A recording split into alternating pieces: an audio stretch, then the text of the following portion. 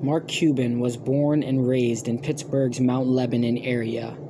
He caught the business bug very early as a preteen, selling trash bags, newspapers, and postal stamps, eventually going on to Indiana University for his undergrad education. While there, he started a few businesses, one of which was a temporary success turned controversial shutdown called Motley's. It was a student bar that was the light of the campus nightlife and hangout spots until it's seen its last days from negative legal and public backlash from a wet t-shirt competition. An underage girl managed to participate in, unbeknownst to the organizers.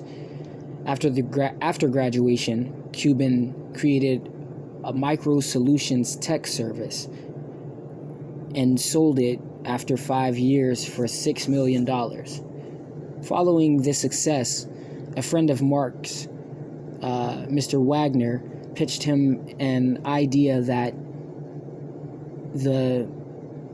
evolved and built into AudioNet to become the broadcast.com, or to become then broadcast.com, a website made up of software services that would provide a way of viewing TV shows online and radio at a time when no one knew what online could be, or let alone entertainment-based content. He controlled a market share, and a lot of the world was still being introduced to it well before it was and had the capacity and efficiency we know it to possess and be today, it being the internet. His company was such a success. Cuban and Wagner's first to go public. It was Cuban and Wagner's first to go public after Yahoo bought it for $5 billion.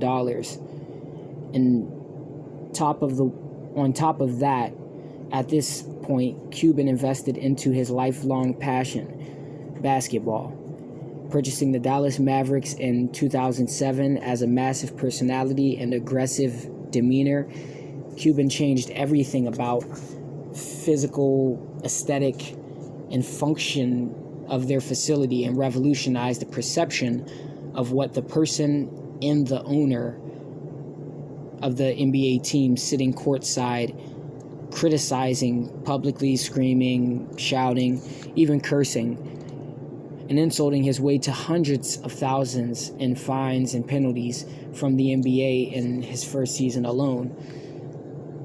All that still being relentlessly successful.